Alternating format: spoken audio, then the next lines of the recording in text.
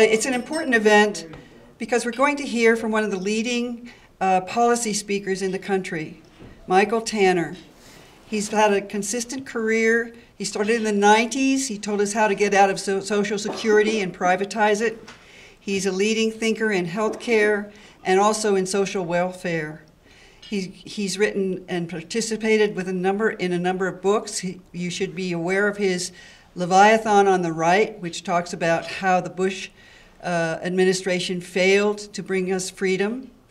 And he writes for such things as the National Review, for the Wall Street Journal, and he has a very long bio. My suggestion is that you pick up a copy of his bio if you're interested at the table, or you definitely should go to the Cato website and find out what Michael's reading and learn from him. And he's been going since, 5 o'clock this morning, 4:30 this morning, on a publicity tour. Some of you saw him on television. He's had a number of he's had newspaper interviews and so on, so you'll be watching for him also in the news. Thank you very much for coming to Wyoming, Michael. Well, thank you for bringing me here. It's really great to be here. I was specifically told to come for the ever sunny weather, that it never rained here, and so that I should come out and enjoy the sunshine out here. And I have to say that one of the real perks of my job is that I do get to travel to places like Cheyenne. I mean, you are actually, I have to tell you, you are my 50th state. Since the healthcare debate began, I have now spoken in all 50 states. You made number 50. I saved the best for last, so you make that.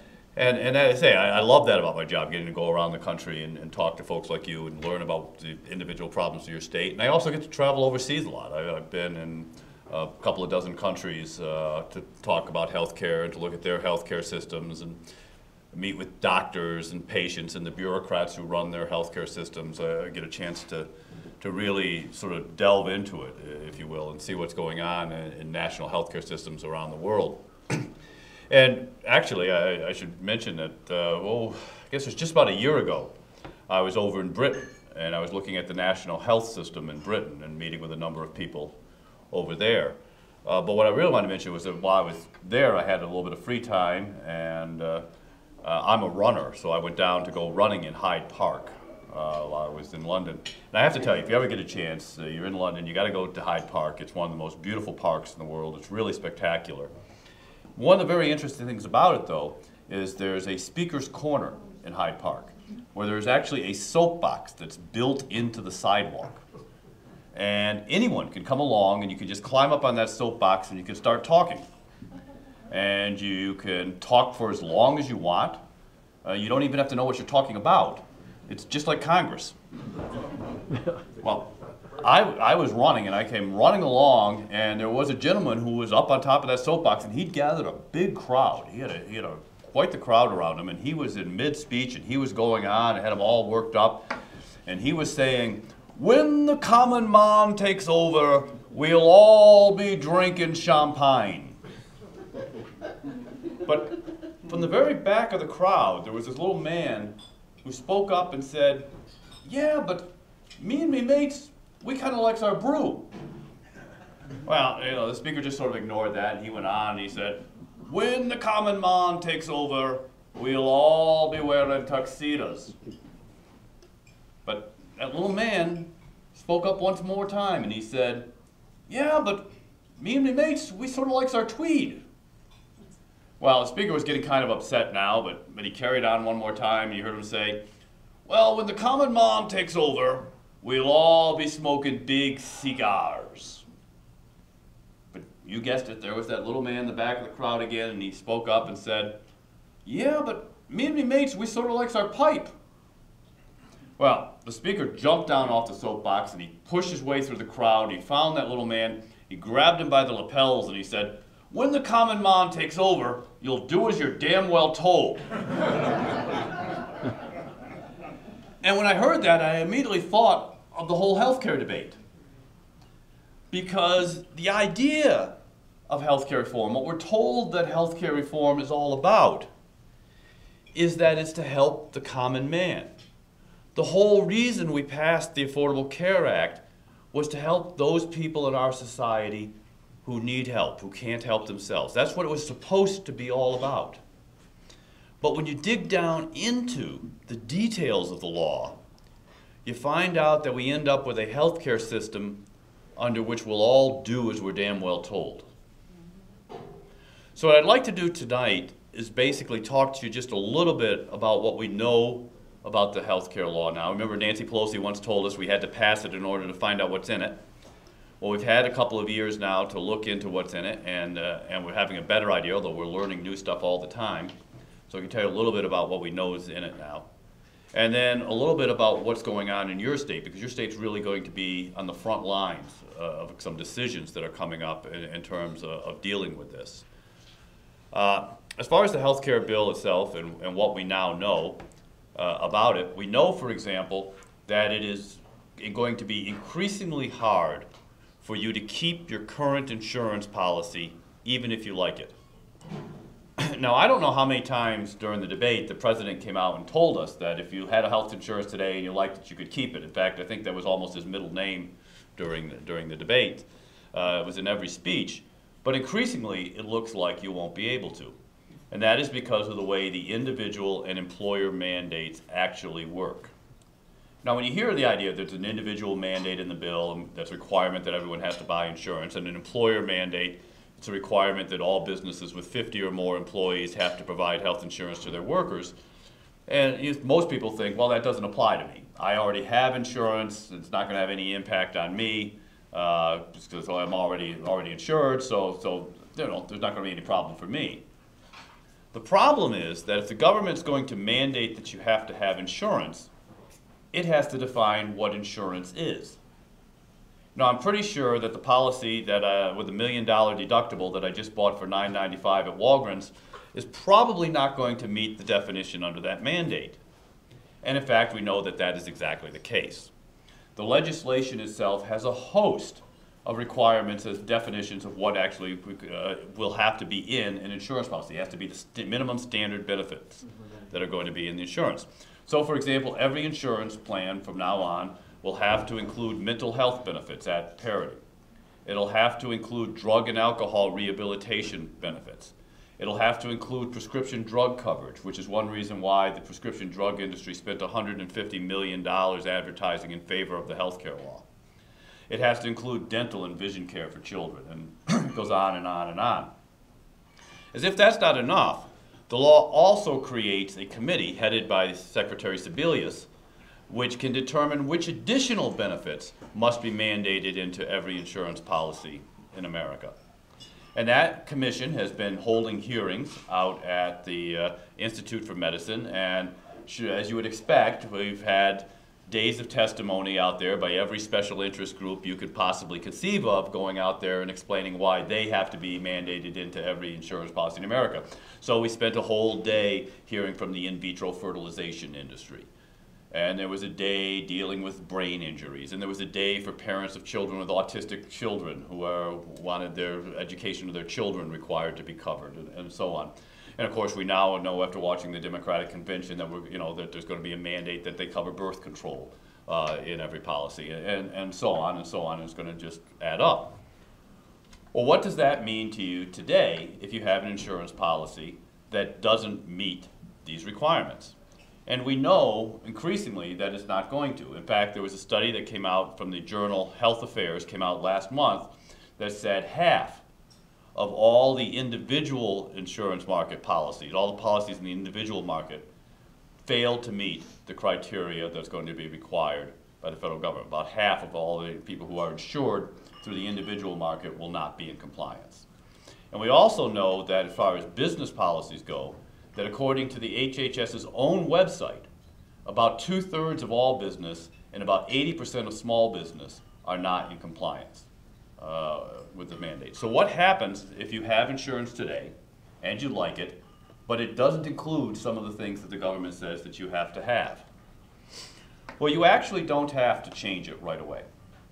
You're grandfathered in, which means you can keep your current insurance policy as long as you don't make any change whatsoever to that policy. As soon as you make any change to that policy, which can be you change carriers, you change your deductible, you change the co-payments for something, you change what the percentage it pays for a certain type of benefit. Let's say it used to cover surgery at 80%, you change it to 75 or 85%. You add a spouse, you add children to the policy, you make any change whatsoever to that policy. As soon as you do, or if you're an employer, your employer makes any change to that policy, you are immediately out of compliance, and you must bring that policy into compliance with the entire range of benefits the government says you should have, even if the new policy is more expensive or has benefits that you don't want, or even if it has benefits that you're morally opposed to. You must come into compliance with the government benefits that it says to have there. And even if you don't have to change because you don't make any changes to your policy right away, the grandfathering clause only applies to you. You can keep your current insurance, but that plan can't sign anyone new up. It can never add anyone to that plan again. And that means over time, as people drop out because they made changes to their plan and they drop out of the plan, the pool for that plan is going to get smaller and smaller, and eventually insurance companies are not going to be able to offer it, and the insurance company is going to come to you and say, we're dropping that plan, and you're now going to have to go into one that's in compliance.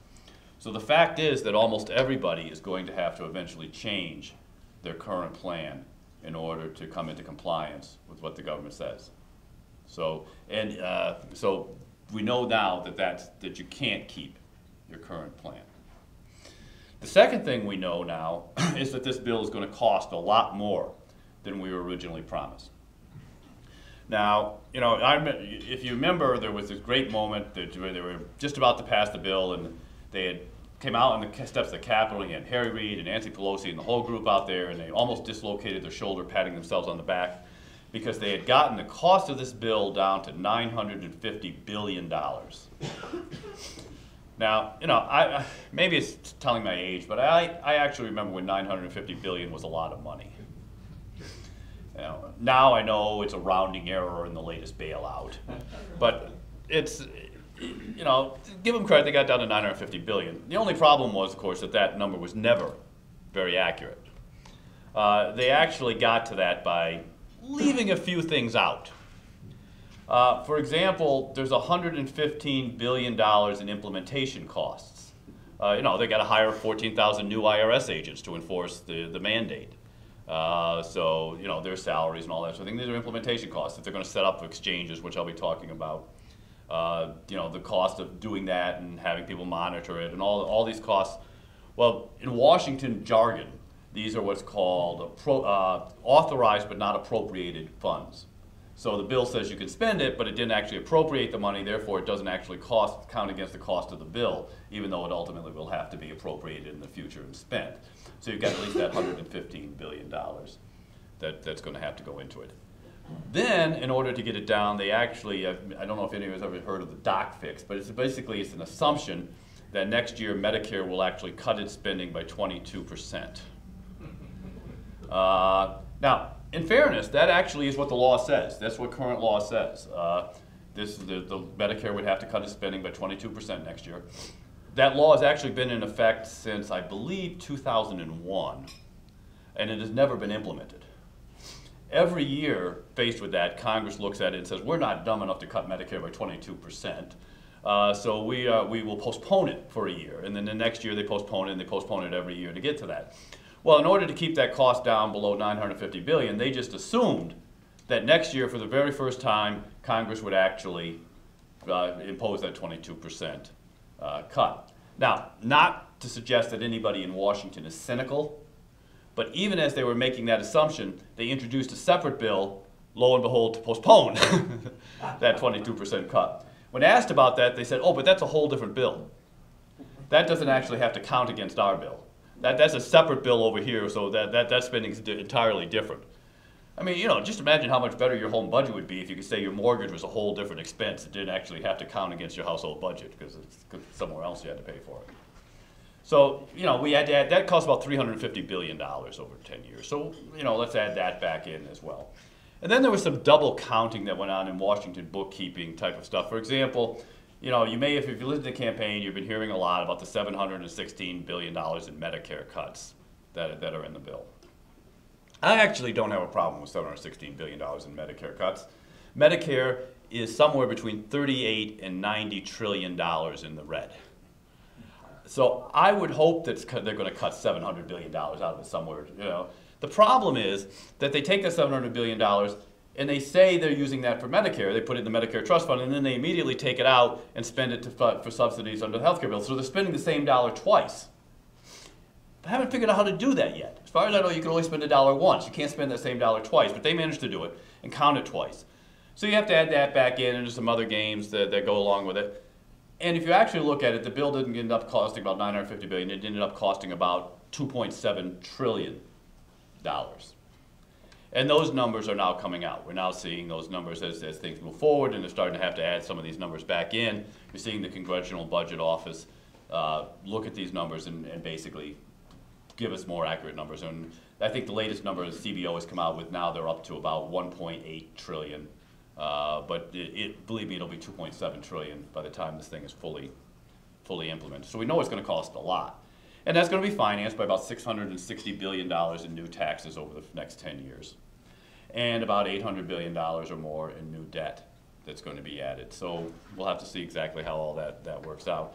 But it's certainly going to cost you more in terms of higher taxes and more debt. It's also likely going to cost you more in terms of higher insurance premiums. We have a new report out of HHS that indicates that as a result of the bill, health insurance premiums will go up about 2.7% faster than they would have if the bill had never been passed. Now, not everybody will realize that in the same amounts. The simple fact is that if you are older and sick, your bills will probably go up slower than they would have if the bill hadn't passed. This will actually bring down your insurance premiums. Now, I say bring down, I don't mean that they'll be lower than they are today. I mean lower than they actually would be. Congressional Budget Office said that if we didn't pass this bill, just to put this in perspective, and they were right on this, and the president quoted them accurately on this, if this bill had never passed, health insurance premiums will double by 2020. Your premium, you can expect your premium to double by 2020 if we had never passed this bill. Having passed this bill, Congressional Budget Office looked at it again and now says that by 2020, your health insurance premiums will double. So, you know, it didn't have any impact at all on that. It's probably going to go up about 2.7% faster, in fact, as a result of this bill than it would have otherwise. But if you're older, maybe a little bit less. Maybe it'll only go up 180% instead of just doubling. If you're young and healthy, your premiums are going to go up significantly faster than the doubling that was going to occur. Anywhere between 17%, which is the lowest estimate done by the RAND Corporation, and 75% faster, which is the highest end of the estimates that are done by the Council for Affordable Health Insurance. So, and other estimates are somewhere in the middle. So let's cut it in half and say 30 or 40% faster if you're a young and healthy person. So we now know that that's the case. And we know that for all this cost, you're actually going to end up covering fewer people than they originally anticipated. Now, this was never universal care, and I think a lot of people were seriously misled on this. The idea that, you know, we have theoretically 50 million people who are uninsured in America, and I can debate that number, but that's the official number. And they said, well, people thought that this meant we were going to give all 50 million people health insurance. The reality was that even after this bill passed by 2020, there would still be about 23 million people without health insurance. And CBO has now revised those original estimates and now says that by 2020, there'll be more likely 27 or 28 million people without health insurance. Now, 28 million is better than 50 million, but for $3 trillion, you would think you could do better than that. You're not getting very much bang for your buck when it comes down to it. So essentially, you're going to pay more, and you're going to get very little in exchange for that. It doesn't strike me as being a very good deal. So where does that bring things to Wyoming? Well, I think that for the next foreseeable future anyway, states are going to be the front lines in the fight over this health care bill. I think regardless of who wins in Washington, you're not going to see a great deal of movement on this. I think everybody, you know, even the Democrats admit it's got to be changed. Republicans say they want to repeal it. we have a Congress in Washington that couldn't pass National Motherhood and Apple Pie Day. So the idea that they're going to be able to reform the health care bill, I think, is stretching things. So I think in the short term, you're not going to see much out of Washington, and that means that a lot of the decisions are going to be left in the states, and particularly you have a number of deadlines that are coming up. One of those is you're going to have to decide whether you're going to have to expand your Medicaid program. Now this is interesting, and one of the things that came out of the Supreme Court decision, under Obamacare originally, states were forced to significantly expand the Medicaid program, to bring everybody up to 185% of poverty under the Medicaid program. Now we realize states were already covering children and pregnant women to nearly this level. Primarily what you're going to be bringing in is single childless men into the Medicaid system. This is a particularly problematic group when it comes to healthcare costs. When you think about it, who out there are your single, childless, unemployed men? Unemployed for long periods of time. You're dealing with your homeless population, you're dealing with people with significant drug and alcohol problems, you're dealing with people with chronic diseases, you're dealing with people with AIDS, you're dealing with people who have a host of high-cost medical problems. And you're going to bring them into the Medicaid system and to have the state pay for them. This is going to be a very expensive proposition. Now, originally, or I could say the Supreme Court said that they couldn't mandate that you do this. They said it had to be a state option. So now Wyoming has the choice of either expanding its Medicaid program like this or not. If they agree to expand it, the federal government will offer some bribe money with which to do this. And initially, in the first couple of years, the federal government will pay for it all. Through 2018, they will pay for 100% of the cost of these new people that you're bringing into the Medicaid system. After that, they begin to phase down the amount the federal government begins to pay, and it hits, by 2020, you're down to 90%. The federal government's only paying 90%. Now, a lot of people say, well, then the state's only got to pay 10%, that's nothing. Well, 10% of a very big number is a very big number. And in fact, the estimate that I've seen here from your governor's office is that over the first 6 years, just over the first years between 2014 and 2020, it'll be about $58 million that Wyoming taxpayers will be on the hook for this Medicaid expansion. But don't forget, that's only over 6 years. If you actually extend it out over a full 10 years, you're talking, and you keep it at the same level, about $10 million a year, you're at $100 million over 10 years. And it's worse than that because it's back-end loaded. For the first years, you're not paying anything. So the cost per year in those back years is much more than $10 million. So you're probably realistically talking $140 or $150 million that are out there that you're going to have to pay over 10 years. And that probably underestimates the real cost of this.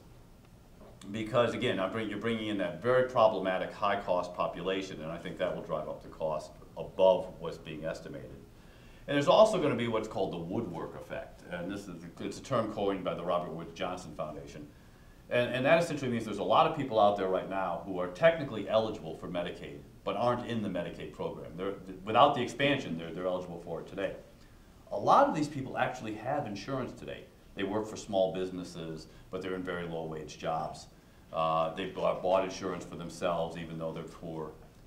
Well, a lot of these people, when you start getting the outreach and the government having to go out and tell people you're eligible for Medicaid, have you signed up yet, and all that sort of thing, are going to drop their private insurance and go into the Medicaid system. So you're going to see people who are insured today privately are going to go into the Medicaid system instead. Because look, why should if I'm a small businessman, why should I pay $7,000 for this guy's insurance when I can turn it over to the taxpayers and let them pick up the tab? A lot of people are going to think that way. Or if I'm buying it myself and I'm poor and I'm really struggling to make those premium payments, why should I if somebody will give it to me for free? I mean, I've always said poor people aren't necessarily lazy. Poor people are not stupid. If you tell them that you can have something for free, most people will take it. So you're going to get this expansion. These people, this Woodwork Effect, they don't qualify for that 90-10 split where the federal government picks up 90% of the cost and the state only picks up 10. They go back to the old formula where it was split 50-50 between the federal government and the state. So that's a very expensive group when that's added into the cost. So I think you're going to end up with something much closer to $200 million in state costs over 10 years, which would be in line with what we're seeing in other states, with what they're having to pay. And that's a significant burden for state taxpayers to have to pick up. And unfortunately, I guess from what I underhear, your governor's been sort of sort of going back and forth about whether or not he's going to do this expansion or not. Hasn't been very clear about whether or not he's going to do it. But I think it would be a very bad move for Wyoming taxpayers if you did do this expansion. I'll take questions at the end if I can. The second decision you're going to have to make has to do with whether you should set up a state exchange. Now, under Obamacare, one of the things they're going to do is create these exchanges. They're either going to be set up at the state level, by your state's going to enact one and set it up and run it, or the federal government will step in and set it up and run it in your state. Now, an exchange is sort of hard to describe. A lot of people have asked me, what is an exchange? And it's hard for me to explain because sometimes I underestimate the brilliance of Congress. And I mean, and that's hard for me because I make a living making fun of Congress. But you know, sometimes I don't pay proper attention to just how smart they really are. So I want you to try and conceive of this. This is an exchange. I want you to try and conceive of this concept and just realize that what we're dealing with out there. They came up with this idea. They are going to create a place where buyers and sellers can come together. And the buyers will have money and the sellers will have a product. And they will exchange money for the product. Can you imagine that? How have we ever survived all this time? Now, I do oversimplify it a little bit because what they actually are going to create is something that looks like a giant e-insurance. It's supposed to be all online. And they're basically going to make all insurance companies look like frequent flyer programs. So you're going to have bronze, silver, gold, and platinum medallion level insurance plans. And if you want to look at the bronze level, they'll all be laid out there together and sort of be the same thing. And then they're going to subsidize them. Then if you buy them on your health insurance through this exchange, you qualify for these federal subsidies that'll come in and pay for help you pay for your insurance through this very complicated mechanism for these subsidies. But basically that's what an exchange is. And you can either set one up for yourself in Wyoming, have the state legislature pass the bill and decide how to do it. Or you can have if you don't, if you say no, we won't set one up ourselves, then the federal government will come in and set one up here for you. Now, the big difference is, if you set it up, you have to pay for it. If the federal government sets it up, they have to pay for it. Now, they will give you a grant to set it up. So even if you set it up yourself, they will pay for that original setup. But then the operation of it is all your responsibility. That means call centers and people on, operators on the line for when people call in with questions. You're going to have to hire all those people to set up the telephone lines and man them 24 hours a day and do all that sort of stuff. You're going to have computer programmers out there designing websites to manage all this. You're going to have people going out and dealing with the insurance companies and overseeing it and investigating the fraud and making sure that people qualify for the subsidies and that the right people are in the exchanges and people who aren't in the insurance companies that are selling the exchanges are meeting all the requirements. All the cost of doing all that will have to be paid for by Wyoming taxpayers if you set up the exchange yourself. If the federal government sets it up, that's all their responsibility. Now, I know some legislators, and I know some, even some very good free market-oriented legislators have said, well, but if we set it up ourselves, if you set one up here in Wyoming, at least you get to set it up. And that means that you can set the rules for it, you can design it for Wyoming's unique circumstances, you can do what you want with this exchange instead of having the federal government come out and impose the set of rules that have nothing to do with Wyoming. No. Because the law specifically says that HHS has veto power over any exchange that you set up. So if you set up an exchange that doesn't meet the criteria that Kathleen Sebelius wants, she just says no. and you have to go back and meet the criteria she sets up. So I'm sure you can pick out the color scheme on your website, or design your brochures the way you want to.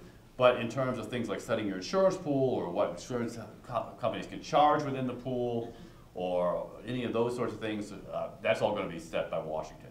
Legislators are not going to have anywhere near the flexibility in designing a plan that they think they will. So basically, in exchange for minimal flexibility, you're having to absorb all of that extra cost. You also are accepting the blame, of course, if you're a legislator, and something goes wrong with this exchange. And believe me, something will. In fact, if you look at the two exchanges that are in operation right now, Mitt Romney's in Massachusetts and there's one in Utah, they are a mess. There's a whole bunch of what actuaries call adverse selection, and that essentially means that sick people go into the exchange, healthy people don't. So the pool of insured people in the exchange is very sick and very costly, and that means the insurance premiums in the exchange go up, and the whole thing begins to unravel very quickly. When all of that happens, people are going to complain. And if the state legislature is the ones that set up the exchange, guess who's going to get the phone calls complaining? Now, if Congress has set it up, then it's their fault when the thing falls apart. So, if you want to take on the cost and the blame in exchange for a very small gain of flexibility, that just doesn't seem to be a good deal. Let me suggest one other reason why an exchange is a bad idea. And this one's a little more controversial, and it's a little trickier, and it's actually a little complex as well. So if I don't do a good job explaining it, please come back to me in the question and answer session, and I'll try to explain it a little bit better. When they passed the law saying that you could have, well, let me back up this way.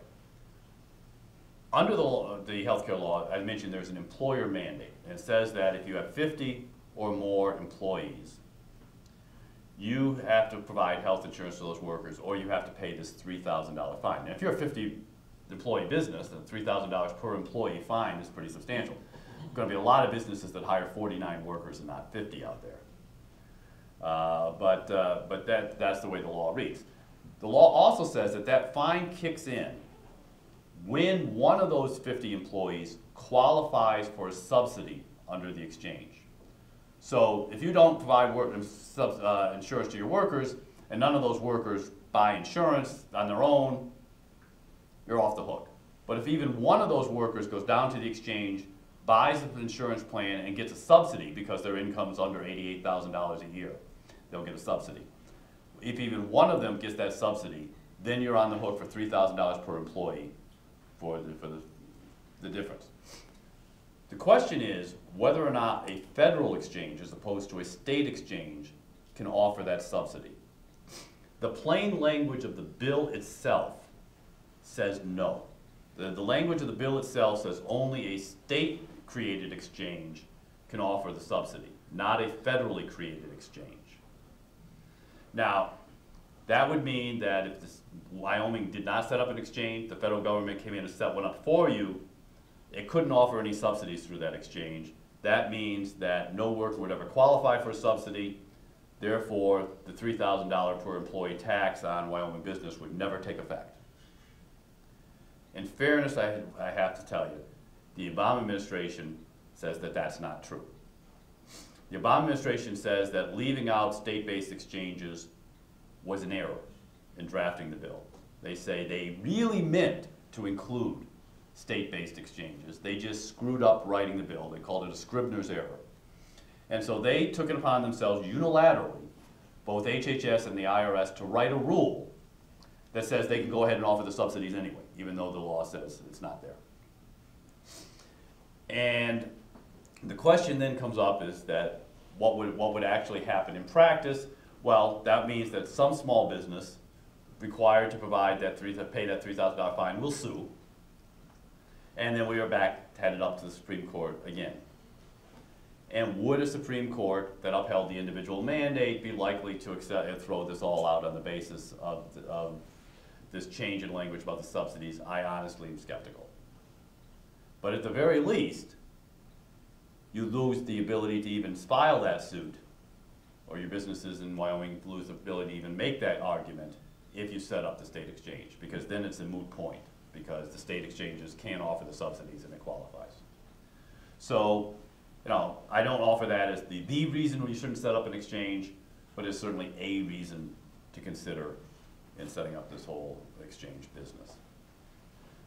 These are very important issues because the whole expansion of the system of government-run healthcare takes place through the exchanges and in the Medicaid exchange program. It's these subsidies and the Medicaid expansion that account for nearly all of that $3.7 trillion that the government is going to spend on this. And it is the heart of much of the regulation that they are ultimately going to do. And if, as most cases, these exchanges sort of have happened in Massachusetts and Utah, you start squeezing out the small group and private and individual insurance markets outside of the exchanges, bring all them into the exchanges where you can regulate them. You begin to bring all insurance under this government umbrella and basically turn it into something resembling a public utility where the government is setting the rates and basically running the show even though you have private stockholders. So I think what you've got is two very key decisions coming up, and so far we don't know where your state legislature and where your governor stand on these issues. So however you feel, whether you're for or against the expansion of Medicaid or for or against a state exchange, I would hope you'd let them know how you feel, because I think that that's absolutely crucial. Let me mention two other things before I turn it over to you guys to pick away at me. One is Constitutional Amendment A is coming up. I want to suggest a little bit about what it will and will not do, in my opinion, and this is just my opinion on this. It does not exempt anyone from Obamacare. There is a federal preemption there's a preemption statute in the Constitution that basically says federal law trumps state law. So you can't say that, well, if we pass this, therefore we don't have to comply with the individual mandate. The individual mandate is federal law, it will trump the constitutional requirement. It will trump your own requirement here. But it will prevent your state from going beyond the red letters of Obamacare. For example, under Obamacare, it is permissible for a state to set up a single payer system. They can go beyond Obamacare and actually set up a single payer system if they want to do so. The state of Vermont has. Vermont has opted out essentially of Obamacare in order to set up a single payer system within that state. Wyoming could, under the law, do that. If Constitutional Amendment A passed, I don't believe it could. I believe that would preempt their ability to do that sort of thing. They would stop the adding of additional mandated benefits into the standard benefits package over and above those that are specified by the federal law, and so on. It would act as a brake on the ability of Wyoming to go beyond federal law in that regard. And second, I believe it would provide a firmer foundation for several of the lawsuits that are coming. There are innumerable lawsuits to various aspects of this law that are making their way through the courts right now. There's several aspects of this law that are being challenged. I think it would grant better standing prospects, and that's a huge issue, whether you have standing to sue in these things. I think this would grant you firmer foundation for standing for some of these lawsuits. So I think for that reason as well, it's a good thing. And lastly, of course, I want to just briefly mention the alternatives, because one of the things that I'm asked every time I talk about this is, that's great, let's roll out Obamacare, but the healthcare system still sucks. I mean, even before this, the American healthcare system had a lot of problems. A lot of good about it. There's a lot of good things about the U.S. healthcare system. We lead the world, drive the world in innovation and technology. Of all of the last 25 Nobel laureates in medicine, 18 either did their research or live in the United States. Of all the pharmaceutical products patented worldwide in the last 40 years, more than half were patented in the United States, more than the entire rest of the world combined. And of non-pharmaceutical medical breakthroughs, things ranging from MRI units to transplant technology, 80% were pioneered in the United States before they were taken to the rest of the world. So we drive healthcare technology throughout the world. Second, we have more choice in this country than anywhere else in the world. far more choice right now. And now, we don't have anywhere near as much choice as I think we should have. But when you see what goes on in some other countries, not just choice of treatment, choice of doctor. Do you realize there are countries, I'm thinking specifically of Spain and Italy, where your doctor's assigned to you based on your street address? There's a doctor who is the primary care physician for that address. So you move into a house and that's your new doctor. In this country, we have the phenomenon people move to get a better school district. In Spain, people move to get a better doctor district. You get choice of treatments by that doctor, you get choice of hospitals, you get choice of how you pay for it to some degree. So you certainly have more choice there. And then finally, I think we do much better in terms of quality in the United States. Now this is a little more controversial because I know there's some arguments out there. Life expectancy. People point out that people live longer in Canada and Britain than they do in the United States, and they say therefore they must have a better healthcare system. I can tell you, as a healthcare economist, no healthcare economist that I know of, left, right, center, believes that life expectancy is a good measure of the quality of a healthcare system. Because there's too many, what an economist calls exogenous or outside factors that come into being on life expectancy.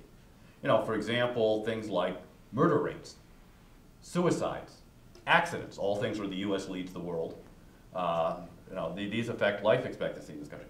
Lifestyle, obesity, smoking, these factors play in it. In fact, if life expectancy was the measure of the quality of a healthcare system, how do you account for the fact that people in Utah live 3 years longer than people in Nevada? And they have essentially the same healthcare system. It's all lifestyle related. Las Vegas versus Mormons. I mean, it's a big difference in terms of lifestyle, and that has a huge impact on life expectancy. So nobody measures things like that. I think if you want to really measure the quality of a healthcare system, measure outcomes. What happens when you're sick? People vote with their feet.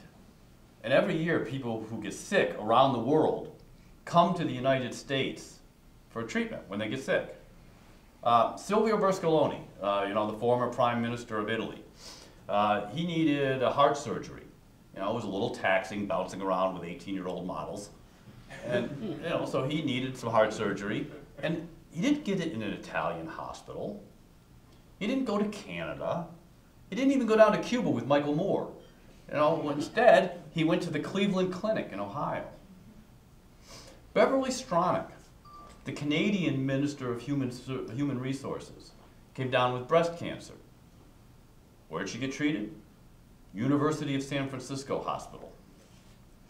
The Prime Minister, I'm going to forget his name now, the Premier of Newfoundland. Another man needed heart surgery, another Canadian needed heart surgery. University of Miami Hospital in Florida. Tens of thousands of patients every year come to the United States for treatment because they know this is where you get the best treatment if you're sick. And that's why if you look at health outcomes, survival rates for cancer, 5, 10, 15, 20-year survival rates, United States #1 in all of those measures. We're #1 in heart disease survival, #1 in AIDS survival, #1 in pneumonia survival. So if you're sick, this is where you want to be. But we do have some significant problems as well. We are the most expensive healthcare system in the world. In fact, we spend 1/3 more than any other healthcare system in the world. Next highest country is France. We spend 1/3 more than they do. Now, it's not necessarily bad to spend money on healthcare. One of the reasons we do, actually, if you look at, the economists will tell you that the biggest single reason that we spend so much on healthcare is because we can. We're a very wealthy country, and we all want to live forever. So we choose to spend a lot of income on healthcare versus spending it on other goods and services. We spend more on healthcare and less on automobiles and refrigerators and toasters or whatever it might be. Now there's problems, and I'll go into that we don't really know what we want to spend because it's not really a market-based system. But that's a big part of it, is that we simply can't. About 60%, according to Uwe Reinhardt, who is a left-wing healthcare expert out of Princeton, suggests about 60% of the difference between our costs in our country and other countries is simply a factor of GDP per capita, simply that we're a wealthier country. And people point out, they say, well, we spend 17% of our GDP on healthcare. That's too much. And I say, well, maybe it is. I think it probably is, but what's the right amount?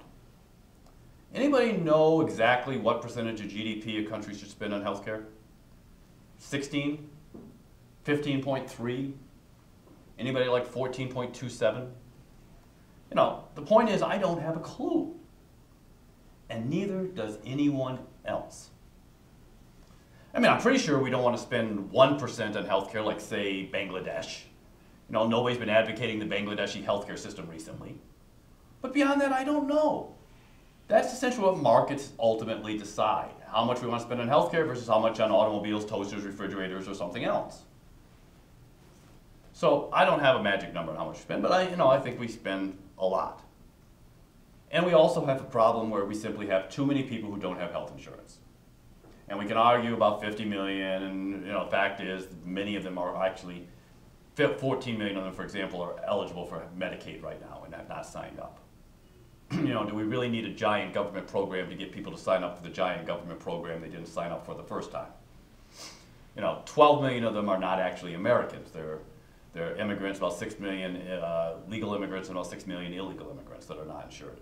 Now, we can argue about whether we want to get them insured, but anybody really figured out how to get, go out and get illegal immigrants to buy insurance? I mean, the whole idea is they're not really happy about seeing federal officials who are going out, so we're going to go out and say, by the way, are you legal or illegal? By the way, I want you to buy health insurance. Especially in Arizona, that's going to go over big. So, I don't know. So we can argue about those numbers, but the fact is we have too many people with health insurance. The problem is not that we have a free market healthcare system that failed in those regards, but we don't have a free market healthcare system. Think of what markets really are. Markets are about consumers spending their own money and therefore demanding a good quality at a good price.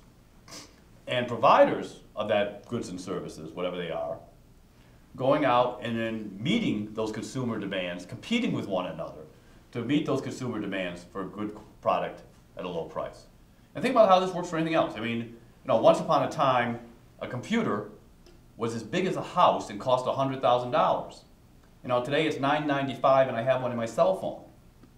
Not because we had a national government computer program plan, but because consumers demanded cheaper computers that did more stuff. Well, the same thing would be true with healthcare. So how do we get there? Well, the Wyoming Liberty Group's actually got a terrific thing. They call it Plan B, and I think it's a terrific idea. And essentially, two of the key ideas of this. Number one is to create more competition among the providers, particularly among insurance companies. Right now, you have basically little monopolies among the insurance companies. A handful of insurance companies control the entire market here in Wyoming because you can't buy insurance from Montana or Colorado, or you can't go online to Esurance and find the cheapest insurance policy anywhere in the country and buy it. That's illegal. You can do that with auto insurance and homeowners insurance and a variety of other things, but you can't do it with health insurance. It doesn't really make a whole lot of sense to create these little monopolies that they get to sort of ignore your quality and charge whatever price they want because they know consumers are trapped into buying their product, particularly if we're now going to mandate that people have to buy it. At the same time, you also, of course, because you have a small state, 550,000 people or so, you have a very small pool, insurance pool, and and you have an older population and a sicker population, or more health problems as a population than the national average, which is why your insurance premiums are actually higher than the national average. So you have this older, sicker small pool.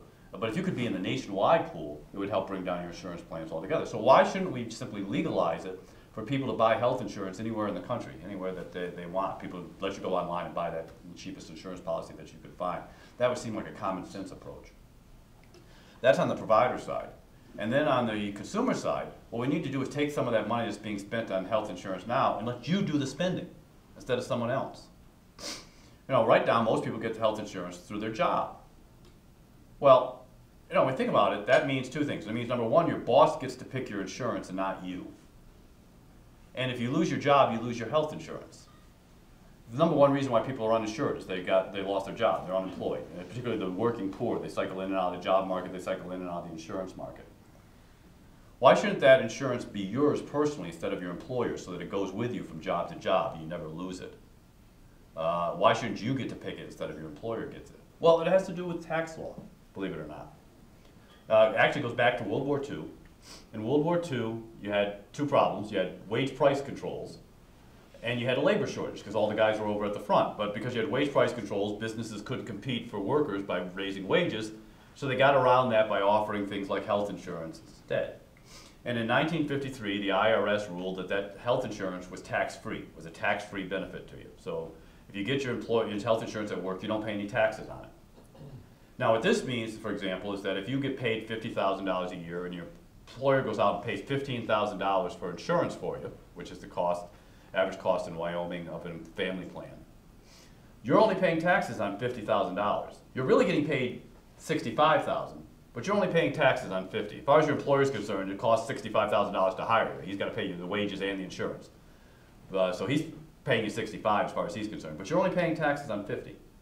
If instead he said, I'm going to give you all $65,000. Here's a $15,000 raise. I'm not going to buy your insurance anymore, but here's a $15,000 raise. Go buy your own insurance. You'd have to pay taxes on $65,000. You'd lose a lot of money on that. So the incentive is to get your health insurance at work. We need to turn that around, change that incentive so that you get the same tax break for buying your own health insurance as you get for having an employer-provided plan.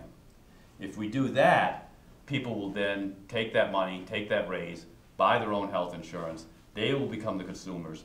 They will then start demanding that insurance companies offer them a higher quality product at a lower price. Overall, that will bring down the cost of health insurance and expand coverage. You know, if I can conclude with one thing, it's just that the basic fundamental problem with Obamacare is they did it backwards. They had a very laudable goal of trying to expand the number of people with health insurance. But they did that first and didn't do anything about the cost of care. So what you did is just basically expand the number of people within a broken system that never got fixed. Imagine if we turned it around and we did the type of reforms that they're talking about with Plan B, and you brought down the cost of insurance and made health insurance much cheaper for everyone. Then it would become more affordable for those people without health insurance. And you'd expand coverage naturally.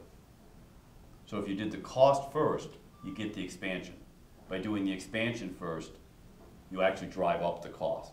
They did it backwards. And that's the fundamental flaw, I think, with the Health Care Act. Anyway, I've babbled on long enough, and I know there's lots of questions out there. I've seen a couple of hands already, so let me shut up here and give you guys a chance to ask me any questions that you might have. So thank you very much. Go ahead. You've been waiting. So, we have lots of people here who come to our regular Tuesday night events, and you know the drill. And for those of you who don't know the drill, I'm going to explain.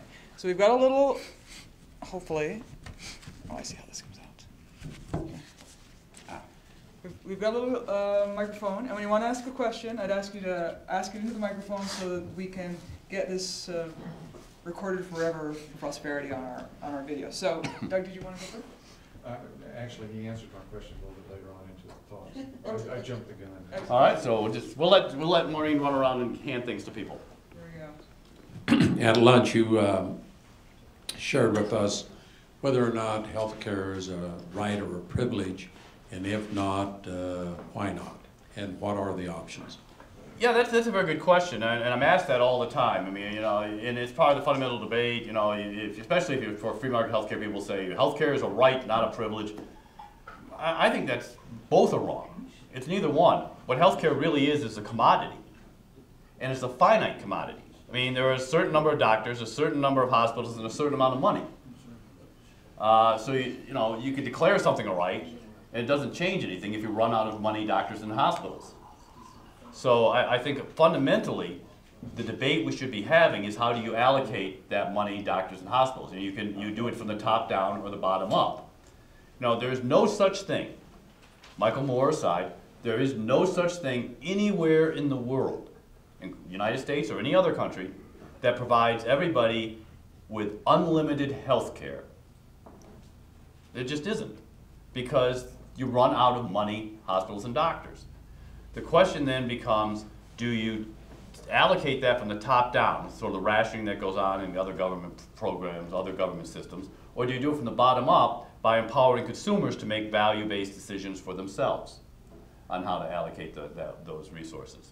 And let me give you an example, and I gave this at lunch, but I think it's a good example of how this works.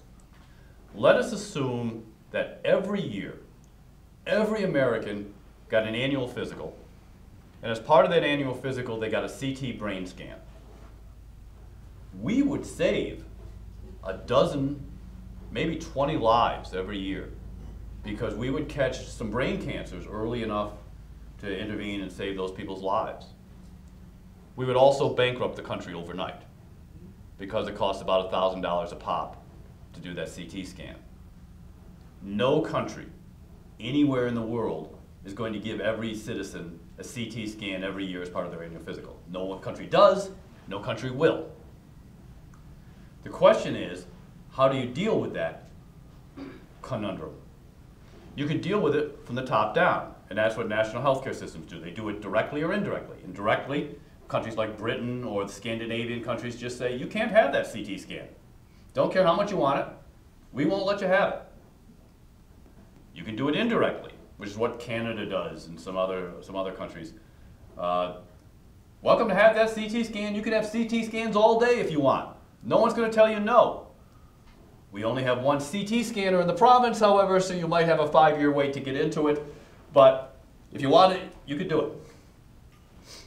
Or you can do it from the bottom up, which is to tell people, you can have that CT scan, costs $1,000, so you're going to have to pay $1,000 for it. Now, most people will look at that and say, very small chance I got brain cancer, not worth $1,000 to me, and I'm just not going to do it. On the other hand, maybe your father died of brain cancer, and your brother's got brain cancer, and you would just sleep a lot better at night if you knew whether or not you had it.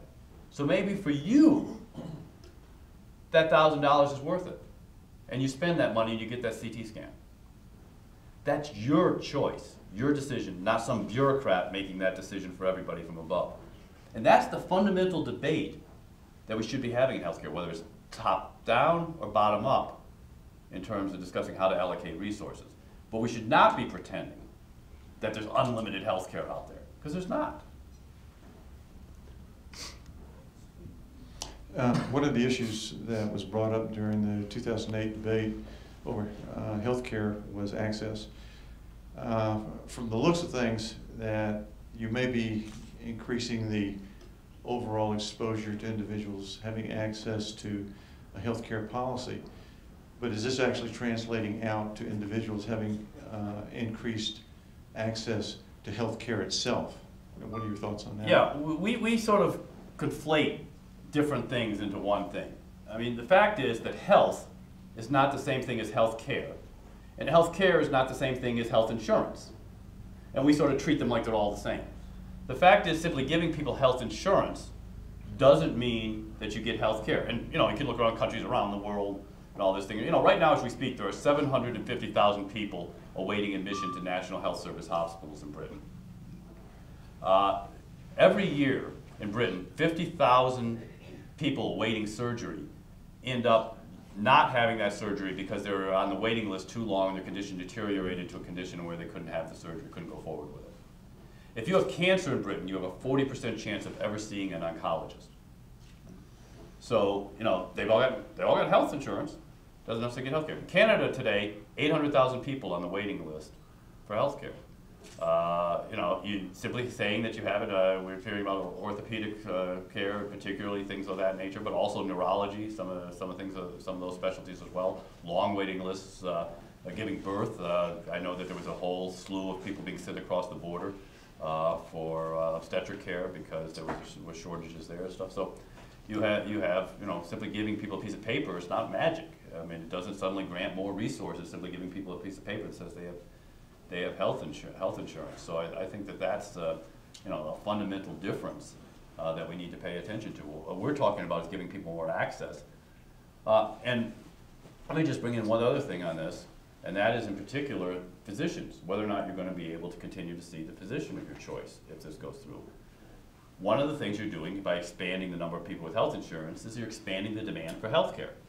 We know you're more likely to go see a doctor if you're insured, right? So if we're going to give health insurance to 27, 28 million people, or about 20, actually I guess say about 22 million people, something like that, there's going to be more demand for doctors. At the same time, we're not creating any more doctors. In fact, we're probably going to have fewer doctors because the health insurance law cuts reimbursement to physicians. So doctors and hospitals are going to leave the system. In fact, Medicare, for example, its own chief actuary says 15% of hospitals will close under this bill. Particularly those in rural areas will be particularly hard hit. So fewer doctors, fewer hospitals, more demand for those doctors and hospitals. It's a classic supply and demand problem. You've got real problems there. How are you going to deal with it? And in fact, if you looked at Massachusetts, where we have Care, which can tell us exactly what's going to happen with Obamacare, because they're virtually identical. We see the waiting time to see a physician in Massachusetts since Care passed has gone from 33 days to 55 days. So, you know, almost doubled. So that's what we can expect to see here. More health insurance, less access. What's up? Yeah. Excellent presentation. Thank you. Just one thing I'd like to clear up. You mentioned that federal law trumps state law. Yeah. Federal law only trumps state law when they are exercising a specifically enumerated power. They get away with more because the states roll over. So I'll give you one example. Mac Prince versus the United States, where the Brady Bill was overturned. Yeah. And New York versus the United States, Yes. where both justices said the state legislatures are not the agents of the federal government. That's correct. The state, they cannot conscript, but there's two differences here. Those, very familiar with those two cases. And what they said is that basically the federal government cannot conscript state governments into performing actions for the federal government. Basically, dual sovereignties, they cannot come in and they cannot make, so that is why essentially they cannot simply require the state of Wyoming to set up an exchange. They cannot make your legislature pass an exchange bill. They cannot make you hire people to work it. They cannot make your insurance commissioner oversee the legislation. They cannot conscript any of the employees doing that. They can come in and set up their own exchange and run it in Wyoming. That they can do. Where I'm referring to something that clearly trumps state law, and I'll give you an example.